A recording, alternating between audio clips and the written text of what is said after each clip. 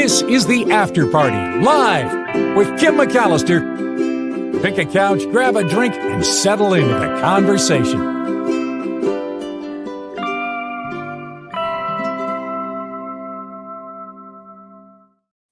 There it is. Hey, everybody, it is the After Party Live. It is Travel Tuesday. Woohoo! The Mark Thompson show ended just a touch early, and for that, I apologize. But here we are on the After Party Live, and there's a lot to talk about today. I got some party mail from one person, Jane, who referenced other people, and it turns out it was kind of a group effort in figuring out where to go today on our virtual trip together. So I'll tell you about that a little later in the show. I see we have a toe injury. Oh no, Sandy is suffering from a toe injury. I hope you feel better and that your toe gets better. Thank you for being part of this amazing community of people that come together and support each other. Really appreciate it. Part of that is supporting this show, and that's sending stories and messages, and it's also financially contributing to the show. And Wes did that today with $5 to PayPal. Really appreciate that. Amy P has a recurring $5 a month payment she sent in via PayPal as well. Meredith D, James S, again with Wes, at the beginning of the end of last week as well. So thanks you to everyone who contributes to this show via PayPal. You can find the link if you're interested in the show description every day and in the About tab as well. And I'm remiss in asking you to click the like button, and if you haven't subscribed, please click subscribe as well, as we slowly and painfully work our way toward 2,500 subscribers. I know it's the little show that could, but we keep trying over here. So that's the way it is. There you have it. Sliding into my favorite YouTube party place. Thank you, Yvonne. And thank you. I love the donors as well, Ricky. Also, Ricky sent me some pictures of himself on his motorcycle, so I got to see him in action. Thank you, Ricky, for sending pictures. I always love to see everyone. Let's jump into some of the stories that I have lined up for you. And that includes this one. Look at that. This snake was found in Berkeley, and it's quite a surprise because it's a California king snake.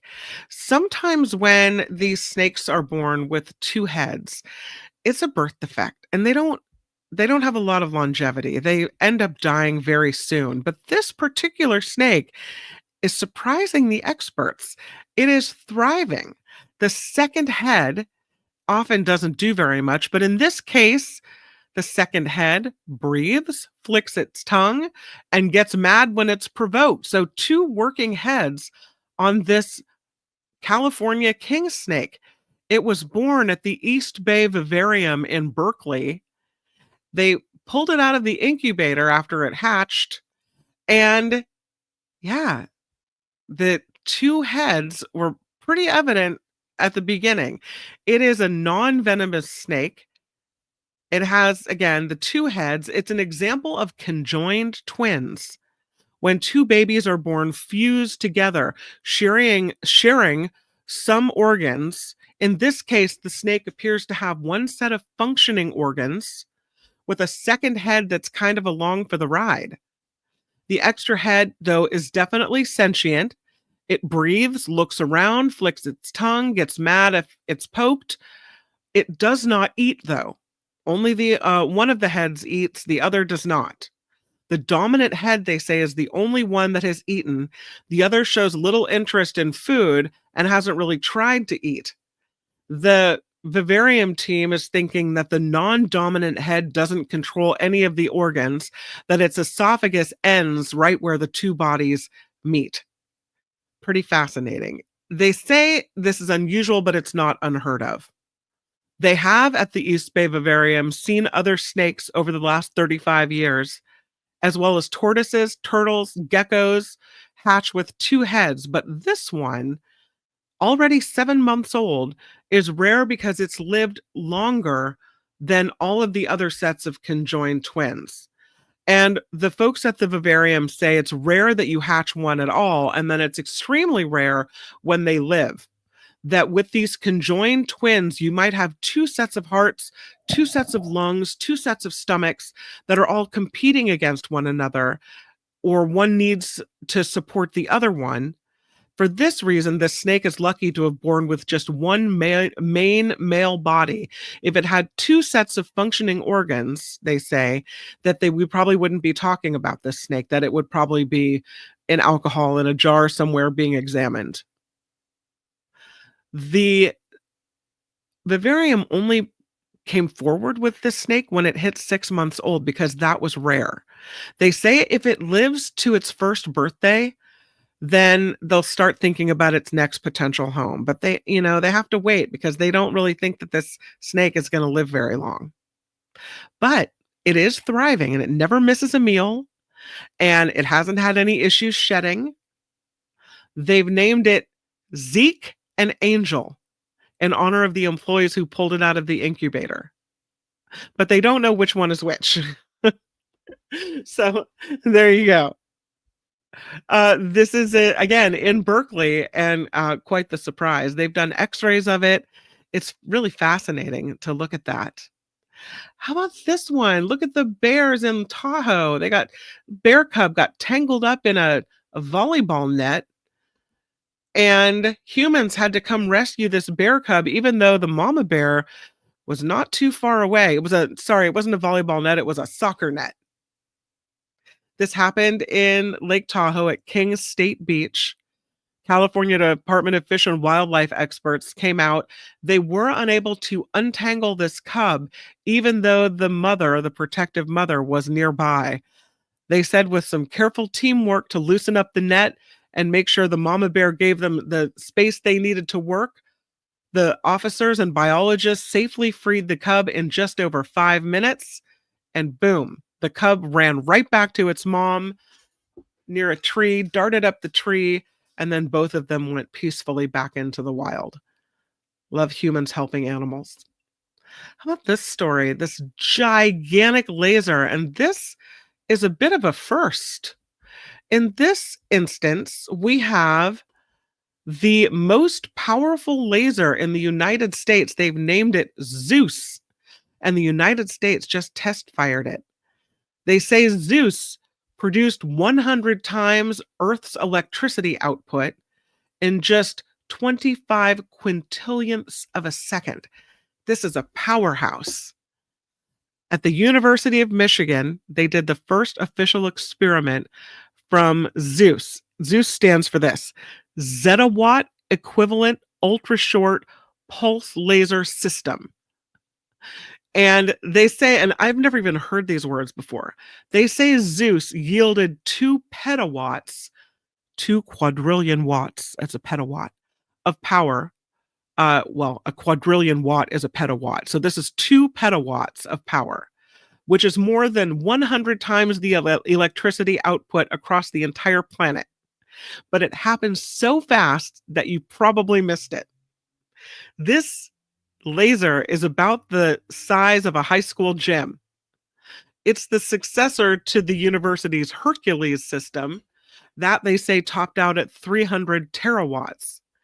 Zeus is different because it relied on a reconfigured target for its demonstration, which required firing a laser pulse at a cell containing helium.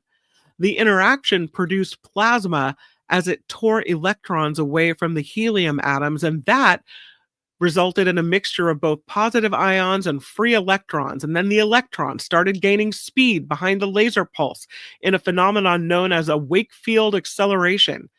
Because light moves slower in plasma, the electrons can catch up to that laser beam, and those free electrons get more time to speed up given the size of the target chamber, and that allows it to hit higher speeds. It's all a prelude to what's coming up later this year, the signature Zeus experiment.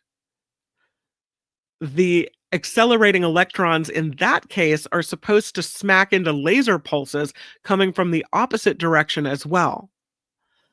The effect makes a 3 petawatt laser appear 1 million times more powerful, and so we get the zettawatt equivalent.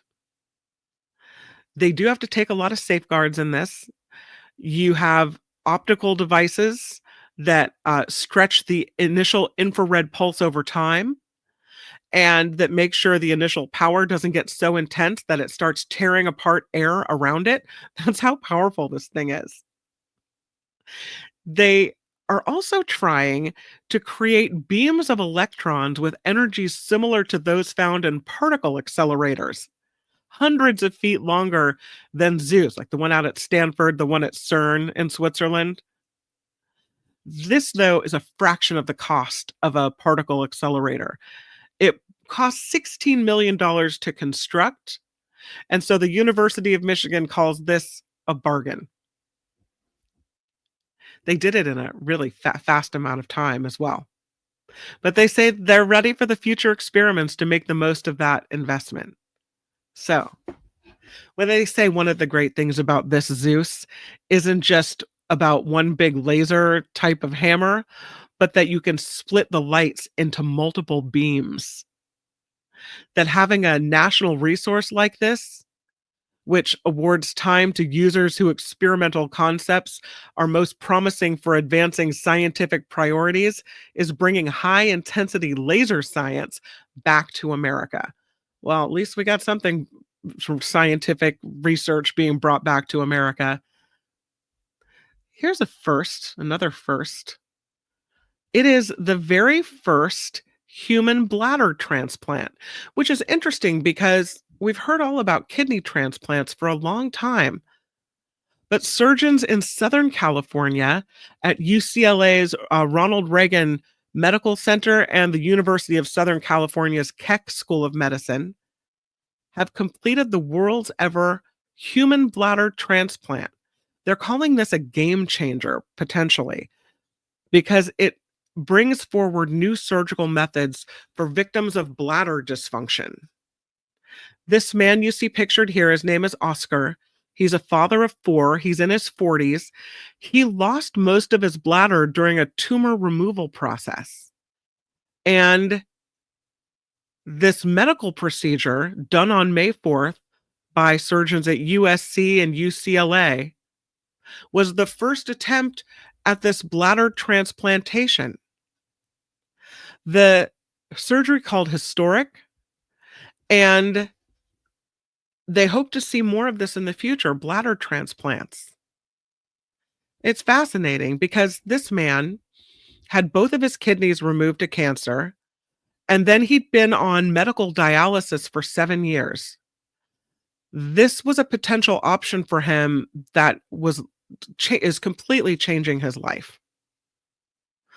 This surgery involved the transplant of both a new bladder and a kidney from a donor, assisted by a team which first took the kidney, followed by the bladder, then connected the donor kidney to the new bladder using a newly pioneered technique. It was an 8-hour-long surgery.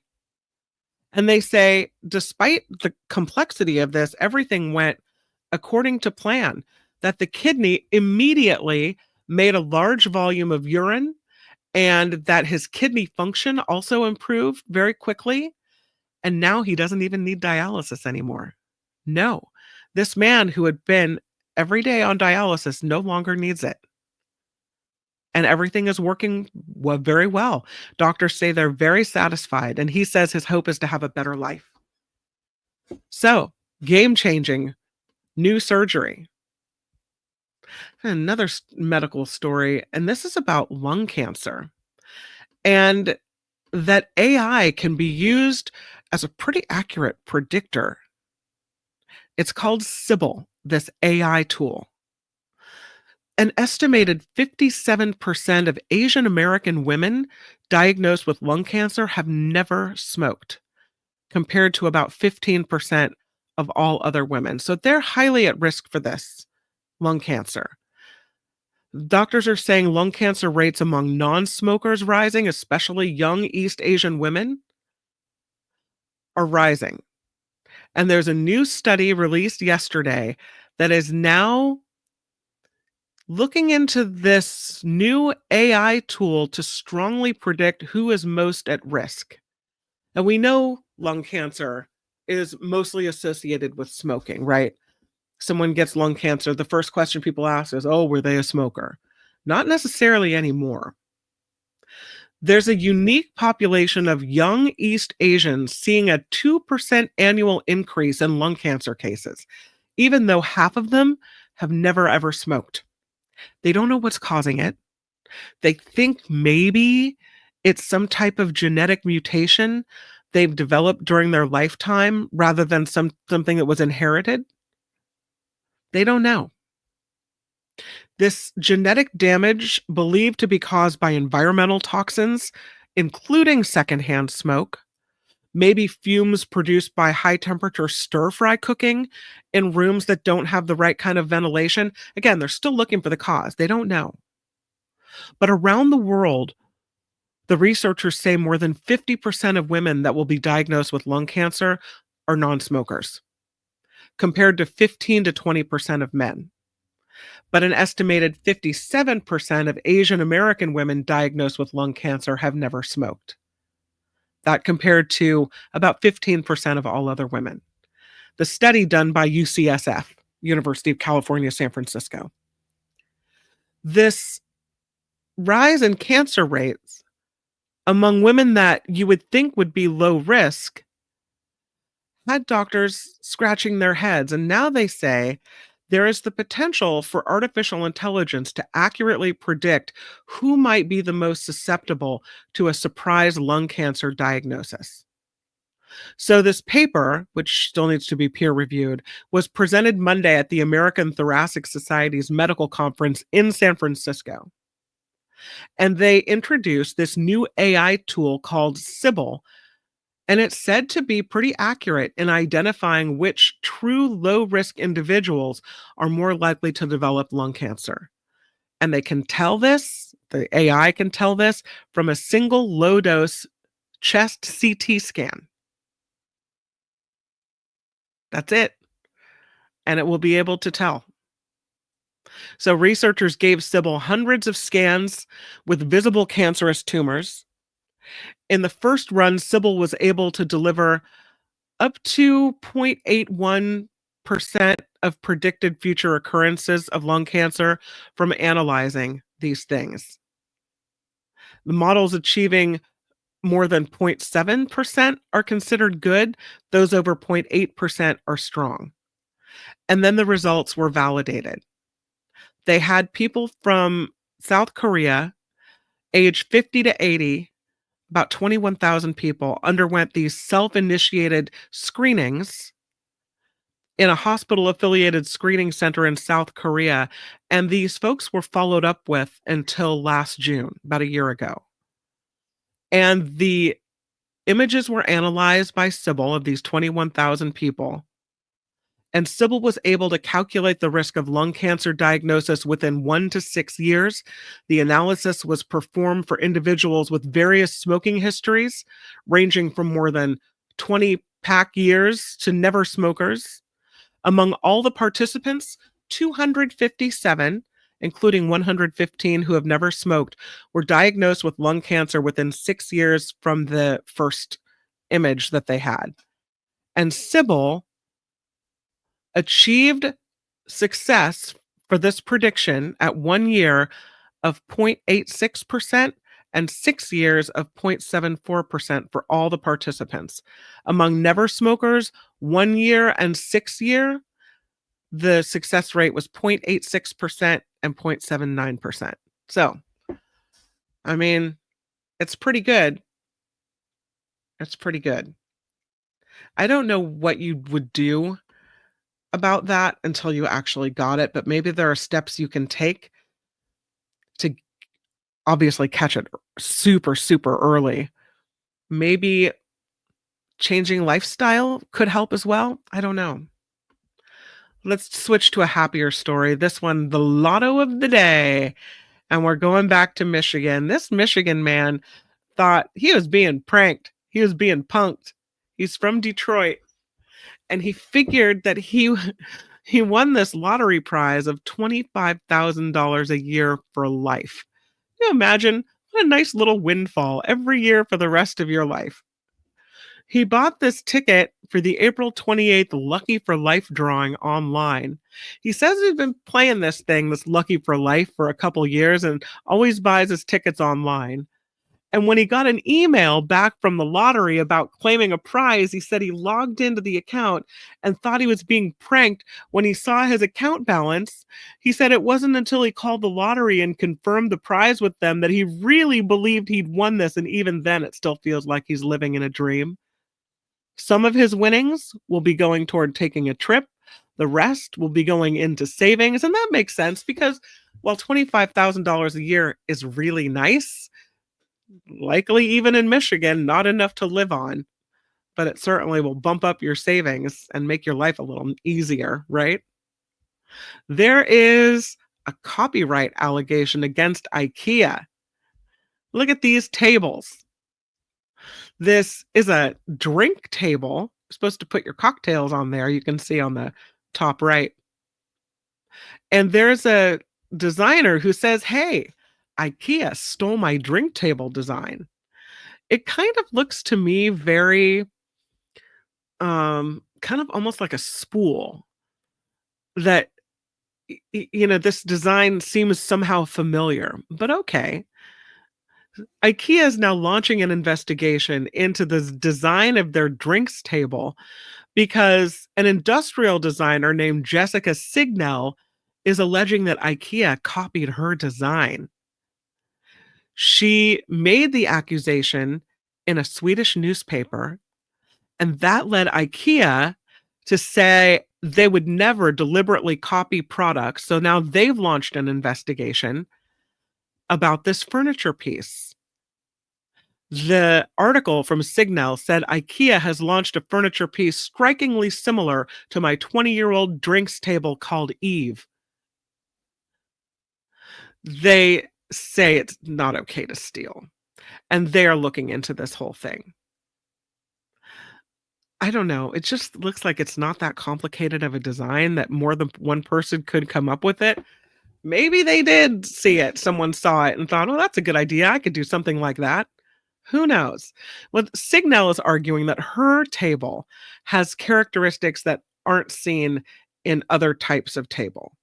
She says, until now, there were no other trolley-type tables with two round trays with this difference in proportions between them, such high edges and a single-centered table leg. That makes hers somehow different. The IKEA version, seen on the left in black, she says has tangible similarities to hers. It also has two trays on a single table leg, but it's in oak veneer instead of the material made that she made hers of. Hers almost looks metal. The company says IKEA blends durability and craftsmanship to create beautiful, timeless furniture. Part of their collection, what they're saying. They say they will never deliberately copy any products. It's never acceptable, they write, to copy another designer's work. Design is of the greatest importance for IKEA and an integral part of the IKEA vision and business idea. They say they would never copy products from other companies or other designers. So, again, they're now investigating, proactively working to prevent any resemblance of their standard procedure, they say, is to launch a thorough investigation whenever any questions arise. And they have opened this investigation, and they're now looking into this whole thing. So, scandal at IKEA. Oh, no. Talk about this story. In case you feel like, I don't know, not being so constricted, running free in your birthday suit, the registration is open for a clothing optional 5K race that will take place in South Carolina. Already 161 people have signed up for this annual race. The Carolina Foothills Resort, which is a nudist resort in Spartanburg County, says this year's Buck Creek Streak, the Buck Creek Streak 5K, already has a record high number of people registered for the race. It happens on June 14th. They say you could go anywhere and do a 5K, but you can't go anywhere and run a 5K naked. If you go to the turkey trot and drop your drawers, you're probably going to get arrested. The race offers an option to go the extra mile and run 7.3K in honor of the race founder who passed away in 2017. They say people who register for the 7.3K will also be eligible to win the 5K. The organizers say a lot of people will come here for the first time during the 5K, which they say is pretty bold to come here for the first time and have that many people around. But a lot of people will come back after that first visit because they'll have such a great time running through the world naked nudie. First-time visitors to this resort have to pass a background check. And they don't want a bunch of sex offenders coming through. But they say the registration for newcomers is open until June 13th. Returning visitors to the resort can register the day of the race. You get a free lunch and a day pass to explore the clothing optional resort. They say if it wasn't fun, we wouldn't have a record number of people sign up for this all-day event, that it's just a really good time. Again, it's called the Buck Creek Streak, and it's the Carolina Foothills Resort in South Carolina. So for anyone who's interested, go ahead and get your run on. Talk for a moment about this chess grandmaster. He looks really stressed out right there. His name is Magnus Carlsen. And he had this idea of playing a chess match against the rest of the world, him versus the world. 140,000 people have taken part on the side of the world. And it's called this mega match. It's interesting the way it happens. It started April 4th, and there's Magnuson, and then there's Team World. And Team World allows the people to vote on each move. Each side has 24 hours to make their play or their move. The people are doing pretty well. Magnuson thought he'd have this one in the bag, but the people apparently know what the people are doing. This is freestyle chess. And in freestyle chess, players like the bishops, knights, rooks, and queen and king are randomly shuffled around the board while the pawns remain in their usual spots. And it's a popular format because it allows people to be more creative. So this game, Magnus Carlsen versus the world, it was predicted that Carlsen would win by a large margin. But Team World could force a draw if it checks Carlsen's king 3 times. Carlsen recently put out a statement saying, right now we're headed toward a draw by perpetual check. He said, I thought I was a little better early in the opening. Then maybe I didn't play that precisely. And since then, the world hasn't given me a single chance. He said now he thinks it's heading toward a draw. This man, Magnuson, became a grandmaster at chess at the age of 13. He's a very big celebrity in the chess world. He became the world's top-ranked player in 2011. He's got 5 world championships under his belt. He's at the highest ever chess rating, achieved in 2014. And he remains the undisputed world #1, and he has been for more than a decade. He's the guy who quit a tournament last year because they wanted him to change out of jeans and he wouldn't do it. And he had to accept a fine, but they also agreed to relax the dress code as well. So it's surprising. And it looks like, he's going to be a draw. The world doing a little better than he had thought. All right, it is time for Travel Tuesday. And thank you to everyone who sent in messages. I got one from Rhonda. Maybe Rhonda will go on your trip next week to a Michigan location. But this week, I got party mail from Jane, who says a while back, I think it was Miss Organic who mentioned that they were traveling to Moab. And I commented that maybe Kim could take us there for Travel Tuesday sometime. Then it was Teacher Lori, she says, who recommended emailing you to suggest it and said it was an interesting piece. So this suggestion comes from Jane, Ms. Organic, and teacher Lori. She says maybe it's a possibility for a Travel Tuesday destination. Indeed. Thank you for the suggestion, Jane, Ms. Organic, and teacher Lori working together there. So let's go to Moab. That is where we are headed. And it's a beautiful place. Look at that. Gorgeous. And I have so many places to show you that might pique your interest in heading to this location, Moab, Utah. It is a destination said to be built for adventure, for people who love hiking. It's amazing. For people that love nature, it's a big thumbs up. And there's no shortage of things to do in Moab, Utah. The first thing on the list, of course, is to visit Arches National Park. Gotta go. And it's what brings most people to Moab and Southeast Utah. It is a place unlike any other in America. The home of the most popular arch in the world. You thought it was the Golden Arches. It is not. It's called the Delicate Arch. And you see it all over on murals, artwork, souvenirs, the Utah license plate. Here's the tip. If you want to see the arch, if you're hiking up to see it, best to go really early as that parking lot gets super full. The Delicate Arch is one of the most popular spots in the park, so you have to expect that it's going to be really busy. And even right after sunrise, it's already busy. It is also one of the most challenging hikes in this park, the Arches National Park. So there's some steep climbs. Make sure you got enough water and good hiking shoes if you want to go.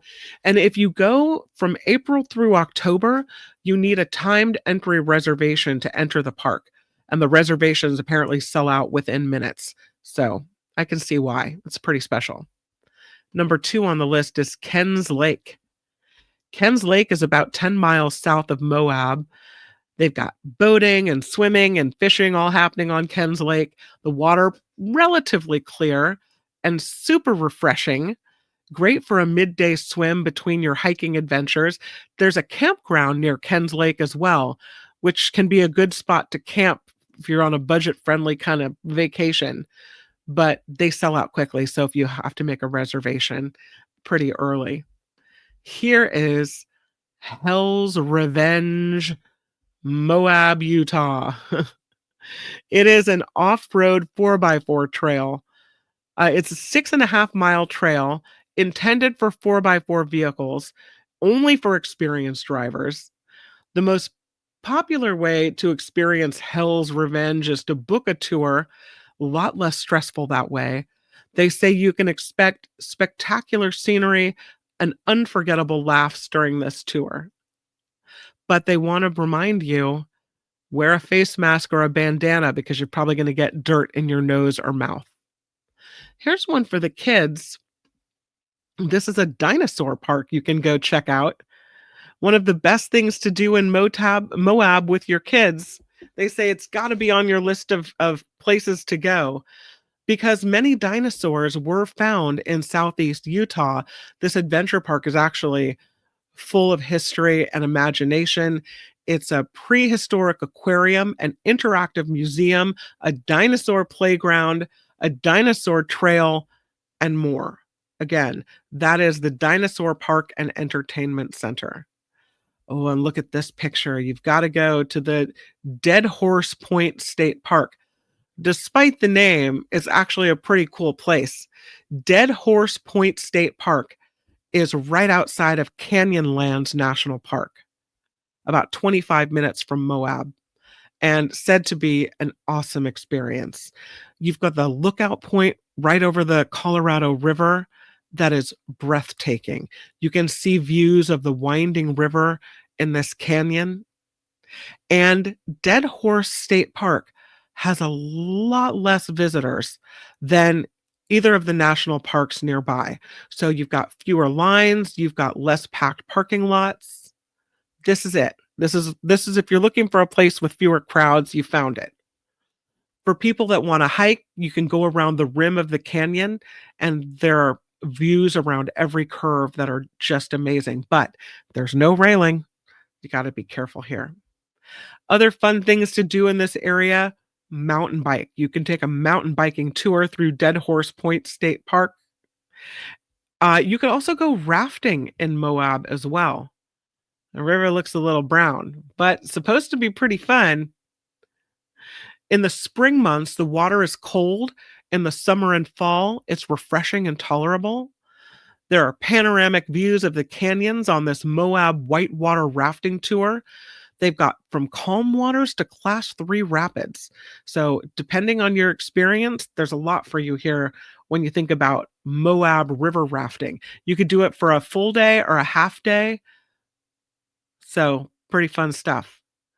And then you can go check out the Slot Canyons near Moab as well. One of the most interesting places in the world to explore, said to be the Slot Canyons, created by water and wind. Like the arches, these are some of nature's coolest displays, and they're really fun to explore. Not a lot of slot canyons super close to Moab, but you can take a half-day trip, perhaps a canyoneering tour, and they'll take you on these slot canyons, some of the best ones near Moab, and Trejo Canyon, 20 minutes south of Moab, Furniture Draw in Price, Utah, and Little Wild Horse and Bell Canyon Loop in the Goblin Valley State Park. There are horse riding tours in these areas as well. You can ride the trails made famous in movies or along the Colorado River. Pretty fun. You can also take a look at the sandhills around Moab. If you're looking for something unique to do, check out this sandhill on the outside of town between Arches National Park and the city of Moab. It's a giant sand slide that you can use for sledding or rolling down. Kids play here all the time. You can bring a sand sled. In Oregon, we've gone sandboarding before, and that's pretty fun. You could probably bring your sandboard if you have one or rent one and go sandboarding at the sandhill in Moab. It's another gorgeous picture. There are petroglyphs to see near Moab as well. Check this out. This is, these petroglyphs, I should say, are located near Moab. The most well-known petroglyphs in this area are located near Delicate Arch, which we already talked about in Arches National Park. The park has these guarded, thank goodness, because we've seen what Turons can do. But they can be seen from a distance, and they are thousands of years old. So checking out the ancient petroglyphs is a pretty cool thing to do. There are petroglyphs in Moonflower Canyon, off Potash Road, where you can see real dinosaur tracks as well. The Birthing Scene Historical Landmark, Jug Handle Arch, and Wolf Ranch. All of these places have petroglyphs that you can look. There's even a scenic petroglyph tour. It's an off-roading adventure where it comes with a guide who will tell you all about the petroglyphs. And since we're back toward Arches National Park, how about a ride, a little drive down Arches Scenic Drive? You're not going to see a lot of arches. It's the main road, though, into Arches National Park, but it's called Arches Drive, Arches Scenic Drive, a must to drive the entire thing, even if you don't plan to hike or get out of the car. There are views along this scenic drive that are amazing. Magic Slick Rock, Courthouse Towers, which are pictured here. They call it the Courthouse Towers. Balance Rock, the Fiery Furnace, all of these things super impressive. They say you need to get all the way to Devil's Garden Trailhead to get the full experience. And the park fills up by 9 a.m., so go early and try to leave the park by sunset unless you want to get into bumper-to-bumper traffic. So this is high tourist season, and there's a lot of people trying to see these things. But this is a must-do, the drive down Arches Scenic Drive. Here's something else. And I hate to recommend this, so I'm not going to, because A lot of us are from California. We have the wine country here, like the real wine country. So when they suggest to me that I should go to the one of two Moab wineries, eh, maybe you'll find something amazing. Not as amazing as Sonoma or Napa, but okay. Or Livermore, or San Luis Obispo, or Santa Barbara, right? Both of these wineries are located on the outskirts of town. The Spanish Valley Vineyard and Winery and the Castle Creek Winery, and they have really beautiful views of the Colorado River. So, yeah, okay. There's also a Moab brewery you can go check out, a Moab food truck park that is recommended. You could also take an air tour of Arches and Canyonlands. But this sounded fun. This is the White Rim Trail on a 4x4. In the Canyonlands National Park, there's a famous trail called Schaffer Trail, or maybe it's Schaefer Trail. And then there's its larger counterpart called White Rim Trail. It's this high adventure trail that can be driven, but they say it's not for the faint of heart. Winding roads along these very steep cliffs will take you down into the canyon. Got to have a four-wheel drive for this. And it's suggested that you only go if the conditions are dry. Otherwise, it can be really dangerous. But the views are spectacular. And you can go on this type of trip with a guide who will do the driving, which sounds like a win to me. But you see parts of the park in this type of tour that most people don't get to see. And if you go in the fall, you skip some of the crowds in this area. Moab, it turns out, is one of the best places to visit in the United States in the month of October. So, and guess what? Right up our alley, there's a little waterfall to see here as well. It's called Faux Falls, like fake falls, faux falls. It's over near Ken's Lake. We already were there at the beginning. It's a man-made waterfall, hence the name Faux Falls, but it's said to be a really fun spot to explore. The water is cold and refreshing on a hot summer day in the desert, especially if you just did a full day of hiking. It's about a half-mile trail to hike up to Faux Falls, and there's a small pool about the size of a hot tub to explore right underneath the waterfall. It looks bigger than a hot tub. I don't know. They say bring water shoes if you go here because it's slippery and you'll have to cross a stream in order to get to this part of the falls. So, another fun thing to do, rock climbing in Moab. And how about this? Yeah. Watch the starry night at one of the national parks. It gets really dark at night here, not a lot of light pollution. So you can see the Milky Way very clearly after sundown. Both national parks near Moab have been named International Dark Sky Parks, which means they're protecting the nocturnal environment. Add to that the stunning landscape of the park. It's amazing. So, people come out after sunset and set up chairs and blankets to catch the view. It's said that this is an unbelievable night sky that you will never, never forget. And then we round it out with a trip to Goblin Valley State Park. Despite the name, it's a fun day trip. So if you're traveling to Moab and you maybe have an extra day to spare, maybe you're on a vacation with kids as well, Goblin Valley State Park has some really cool rock formations. It's called Stunning. This park has an amazing collection of mushroom-shaped hoodoos and intricately carved sandstone goblins. So as you wander through the maze-like formations, it's almost like you stepped onto another planet. So nature enthusiasts love this, photographers, families. Goblin Valley State Park, one of the top activities in the Moab area and one of the natural wonders that people really, really just love. And there you have it, our little virtual trip to Moab, Utah. And that was pretty fun. So thank you to Jane and to Ms. Organic and to teacher Lori for all the ways you've suggested and worked together to help get us to Moab. That was really pretty fun. Last story I have for you is about the happiest cities in America. And once again, none of them are in the United States. No, really? Yes. The happiest cities in the world, Scandinavian countries, scored really high. 18 US cities made the list of 200.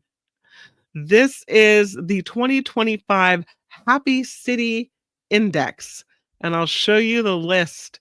The rankings, by the way, based on 6 criteria: citizens, governance, environment, economy, health, and mobility. And they interviewed people in these respective cities. They had 200 cities make the list where they were scored in these 6 categories. And the points tallied to this overall score. So I have to show you the 10 happy cities list, but I could not take a picture of the list. So I have to share my screen with you. And then to do that, I have to take down my Moab, Utah postcard, which I don't want to do, but there it is. Okay, so here's the 10 happiest cities as ranked. And they are Copenhagen, Denmark, Copenhagen, number 1. Number 2, Zurich, Switzerland. Number 3, Singapore. Number 4, Aarhus, Denmark. Number 5 is Antwerp, Belgium. 6 is Seoul, South Korea. 7 is Stockholm, Sweden. 8, Taipei in the Taiwan area. 9, Munich, Germany. And 10 is Rotterdam in the Netherlands. Those are the 10 happiest cities in the world based on those criteria. So the US cities that made the list, 17th was New York City. Do people seem happy there? I don't know. Minneapolis, Minnesota, the number 30 on the list. San Diego, California, 34th. Washington, D.C. at 43. People are happy in D.C. Salt Lake City, 56. Columbus, Ohio, 63. Los Angeles, 70th happiest city in the world. Seattle, the 80th happiest city in the world. San Antonio, Texas, the 89th happiest city. 96th happiest city is Nashville. In San Jose, 119th happiest city in the world. At least it made the list, right? Then we've got some Florida cities bringing up the rear of this list, with Orlando, Florida, the 176th happiest city in the world. So there you go. That's what it looks like for US cities that made the list. But the top 10, United States not involved at all. That's what we got. All right. Do you want to thank people that have contributed to the show? There's my happy cities list. Okay. I do want to thank people that have contributed to the show. You guys really, really are awesome. Thank you so much for all the ways that you continue to support this show and Mark's show and Nikki's show and keep us going and rolling. I can't tell you how much it means. I love that you're here and commenting and participating.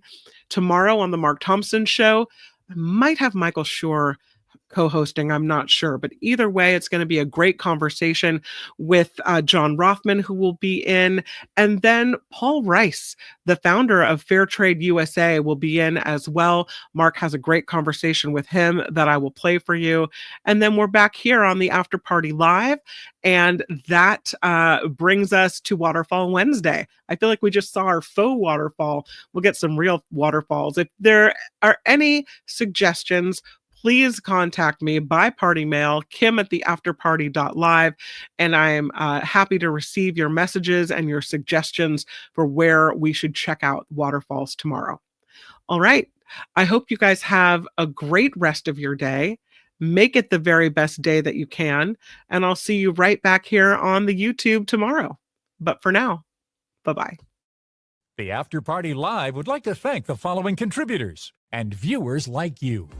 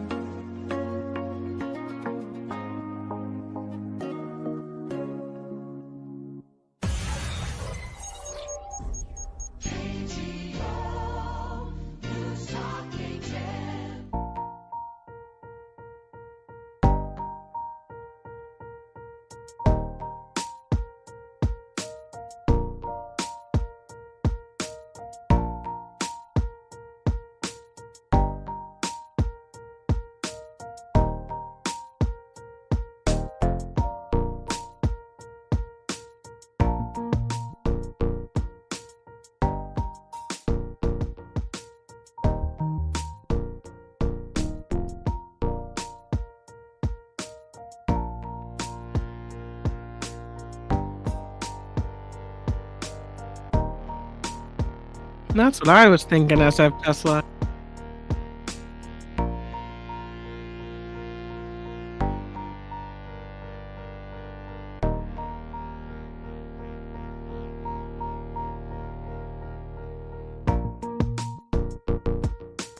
Thank you, Ricky. Thanks for the pictures too.